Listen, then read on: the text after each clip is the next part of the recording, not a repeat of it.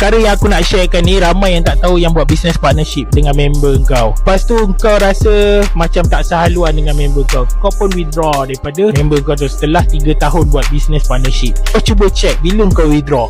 Kalau kau withdraw pertengahan tahun, kau boleh rugi dari segi kau tak boleh claim capital allowance. Capital allowance tu adalah expenses yang korang punya business tu bayar untuk memiliki aset dan mendapat capital allowance setiap tahun.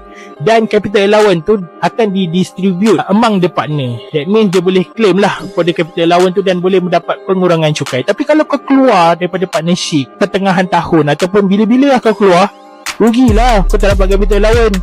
Lagi-lagi kau keluar dekat-dekat ujung tahun, sepatutnya kau dapat pelepasan cukai 100,000 atas capital allowance. Kau tu kau tak dapat. Jadi nasihat aku, kalau kau rasa kau nak withdraw daripada partnership bisnes korang, keluarlah pada awal tahun. Dan kalau kau nak join partnership bisnes orang lain, kau boleh join akhir-akhir tahun. Kau dapat menikmati capital allowance daripada bisnes orang tu. Jadi kau boleh mengurangkan lagi cukai yang kau kena bayar kepada kerajaan. Itu adalah salah satu strategi lah kenapa orang lain main capital venture. Dia masuk sebagai partnership orang lain kadang-kadang adalah untuk mendapat nikmat daripada capital allowance sesebuah company. Dapat? Kau rasa aku punya video ni bermanfaat? Cuba like, comment and share dan support lah sikit.